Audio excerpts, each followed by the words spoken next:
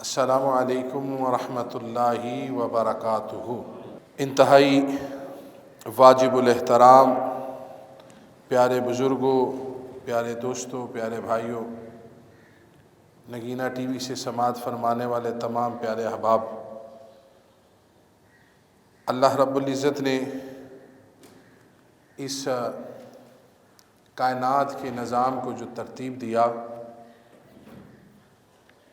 اس میں ہمارے لیے ہر چیز کی آگاہی رکھ دی، اچھائی اور اس کے نتائج، برائی اور اس کے نتائج، اور پھر اچھا بننے کے طریقے بھی آگاہ کر دیے اور برائی والے معاملات سے بھی آگاہی دے دی، اچھے کام کے نتائج بھی بتا دیے، برے کام کے نتائج سے بھی آگاہی دے دی، برائی سے بچنے کے طریقے بھی بتا دیے، اور پھر انسان کو عمل کے لیے اس دنیا میں بھیجا گیا کہ اپنی زندگیاں دیکھو کس دین پر، کس طریقے پر تم گزارتے ہو، اور جو یہاں انسان کرے گا یہی وہ قبر میں اور آخرت میں پائے گا۔ ہمیں اپنے دنیاوی معاملات پر بڑا غور و فکر کرنا چاہیے۔ اگر ہم زندگیوں پر غور کریں، اپنے معاملات پر غور کریں تو ہمیں ضرور سمجھ آ سکتی ہے، لیکن ان ساری چیزوں کے بعد نیکی کرنا یہ بھی اس کے فضل کے ساتھ ہے، برائی سے بچنا یہ بھی اس کے فضل کے ساتھ ہے۔ ہم جب اپنے بچے کو اسکول داخل کرواتے ہیں تو اسکول کا نام بھی ایک، کلاس بھی ایک، یونیفارم بھی ایک، فیس بھی ایک، استاد بھی ایک، سلیبس بھی ایک، لیکن جب رزلٹ آتا ہے تو ہر چیز پوری کرنے والا، اسکول جانے والا، پڑھنے والا، لباس بھی پہننے والا، سلیبس بھی لینے والا، تعلیم بھی پانے والا، کوئی فرسٹ آ جاتا ہے، کوئی اچھے نمبروں میں پاس ہو جاتا ہے، کوئی درمیانہ رہ جاتا ہے، کوئی فیل ہو جاتا ہے۔ تو کبھی ان چیزوں پہ غور کیا ہے؟ ایک ہی اسکول ہے، ایک ہی سلیبس ہے، ایک ہی کتابیں ہیں، ایک ہی ٹیچر ہے، ایک ہی کلاس روم ہے، پیپر بھی سب کو ایک آیا تھا، پھر یہ کیوں ہوا؟ حالانکہ فیسیں سب نے برابر دی، پھر کیوں ایک بچہ فیل ہو گیا؟ تو اس پہ ہمیں یہ سمجھ آتا ہے کہ استاد کا اچھا ہونا اپنی جگہ، اسکول کا ایک ہونا اپنی جگہ، تعلیم کا معیار ہونا اپنی جگہ، یہ ساری چیزیں اس وقت کام آتی ہیں جب پڑھنے والا خود اس کی طرف متوجہ ہوتا ہے۔ اگر یہ متوجہ نہیں ہے تو پھر رزلٹ زیرو ہوتا ہے۔ ٹیچر اب والدین کو بلا کے تنبیہ کرتے ہیں کہ آپ کا بچہ توجہ نہیں دے رہا، آپ کا بچہ پڑھ نہیں رہا، وہ اپنا کام پورا کر رہے ہیں، جہاں وہ نہیں کرتے وہ ان کا ذاتی معاملہ ہے، لیکن جب وہ پڑھا رہے ہیں وہ پورا پڑھا رہے ہیں، سب کو پڑھا رہے ہیں۔ اسی طرح اللہ تعالیٰ نے بھی ہمیں ایک زندگی کا سلیبس دے دیا، ہمیں یہ دنیا دار العمل دے دی، نصاب دے دیا، حل بھی دے دیا، نتیجہ بھی بتا دیا۔ اب ہمارا اپنا کردار ہے، ہم اس کو صرف پاس کرتے ہیں، اچھے نمبروں میں پاس کرتے ہیں، ٹاپرز میں آتے ہیں، یا پھر ہم فیل ہوتے ہیں۔ یہ اب ہمارا کردار ہے۔ اگر ہم فیل ہو جاتے ہیں تو شر الناس ہیں، اور اگر پاس ہو جاتے ہیں تو خیر الناس ہیں۔ نبی اکرم صلی اللہ علیہ وسلم نے فرمایا، مسند احمد کی حدیث ہے کہ آپ نے فرمایا کیا میں نہ بتاؤں کہ بہترین مومن کون ہے؟ جی یا رسول اللہ صلی اللہ علیہ وسلم فرمائیے۔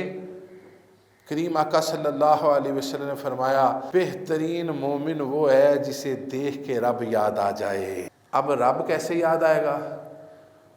اس کے عمل سے، اس کے کردار سے، اس کی زبان سے، اس کے اعمال سے، اس کے طریقہ کار سے، اس کے رہن سہن سے، اٹھنے بیٹھنے سے، لباس سے، کہے گا یار یہ واقعی اللہ کا نیک بندہ ہے۔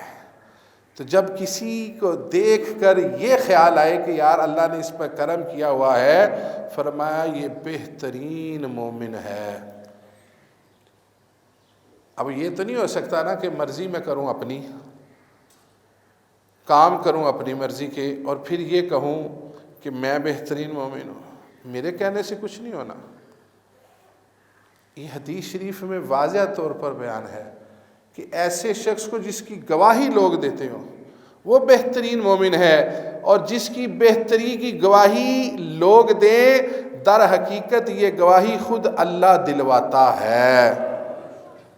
حدیث شریف میں آتا ہے کہ جب کوئی بندہ اللہ کا قرب پا لیتا ہے، اس کی باتیں مانتا ہے، فرائض، واجبات، نوافل کثرت کے ساتھ ادا کرتا ہے، تو اللہ تعالیٰ پھر جبرائیل امین علیہ السلام سے فرماتا ہے، اے پیارے جبرائیل امین علیہ السلام، میں اس شخص سے محبت کرتا ہوں۔ یا اللہ میرے لیے کیا حکم ہے؟ فرمایا تمہیں بھی محبت کرنی ہے۔ یا اللہ پھر باقی کیا حکم ہے؟ فرمایا فرشتوں نے بھی محبت کرنی ہے۔ یا اللہ سارے ہی محبت کرنے لگے ہیں۔ فرمایا اب دنیا میں جاؤ اور لوگوں کے دلوں میں میرے اس پیارے بندے کی محبت کو ڈال دو۔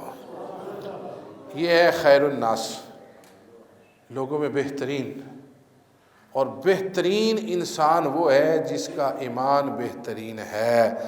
نبی اکرم صلی اللہ علیہ وسلم کے فرمان میں چند باتیں میں آپ کو عرض کر رہا ہوں۔ حضرت سیدنا ابو قبصہ انماری رضی اللہ تعالیٰ روایت کرتے ہیں کہ نبی اکرم صلی اللہ علیہ وسلم نے فرمایا میں 3 باتوں پر قسم کھاتا ہوں، یعنی قسم کھا کر تمہیں 3 باتیں بتا رہا ہوں۔ نمبر 1 فرمایا جس مال کا صدقہ دیا جائے وہ مال کبھی کم نہیں ہوتا۔ فرمایا صدقہ تمہارے مال کو کبھی کم نہیں کرتا۔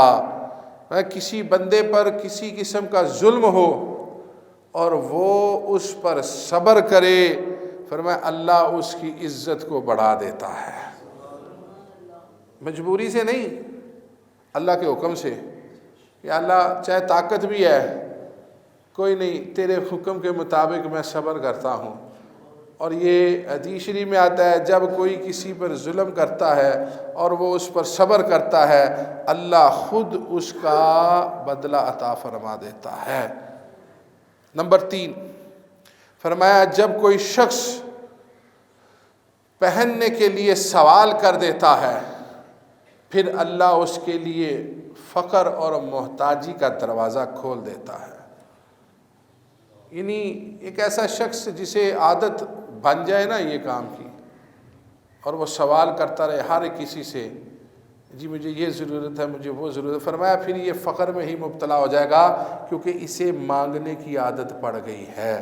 لیکن اس کے ساتھ ساتھ یہ بھی دھیان رکھنا ہے، آگے ہی اس میں شامل ہے۔ فرمایا یاد رکھو دنیا میں سب سے بہترین بندہ وہ ہے جسے اللہ تعالیٰ نے مال اور علم کی دولت دی، وہ اپنے رب کے اس دیے ہوئے مال اور علم سے اس کی راہ میں خرچ کرتا ہے، صلہ رحمی کرتا ہے، اور اللہ کے حقوق کی ادائیگی کا بھی خیال رکھتا ہے۔ اللہ کے ہاں یہ بندہ سارے درجوں سے بہترین درجے پر ہے۔ ایک طرف حکم دیا ہے کہ ایسے خود سے سوال نہیں کرنا جا کے، دوسری طرف یہ ہمیں حکم ہے جن کو اللہ نے عطا کیا ہوا کہ اس کی ضرورت کا خیال بھی رکھنا ہے۔ جو مال دیا ہے اس میں سے غرباء پر خرچ کرنا ہے، مساکین پر خرچ کرنا ہے۔ یہ سوال ہوگا قیامت کے روز، ایک قدم آگے نہیں جائیں گے جب تک یہ سوال کا جواب نہیں دیں گے جس میں یہ سوال شامل ہے کہ مال کہاں سے کمایا اور کہاں پہ خرچ کیا۔ فرمایا یہ بہترین شخص ہے جو اپنے علم اور مال کو اللہ کی رضا کے لیے استعمال کرتا ہے۔ دوسری بات فرمائی، ایک شخص کو اللہ نے علم تو دیا مگر مال نہیں دیا، لیکن وہ پھر بھی اپنے علم سے اللہ کی رضا دنیا میں پھیلا رہا ہے، اور یہ تمنا کرتا ہے کہ کاش مال بھی ہوتا تو اس مال سے بھی رب کی رضا میں خرچ کرتا، فرمایا اسے بھی اللہ اس مال والے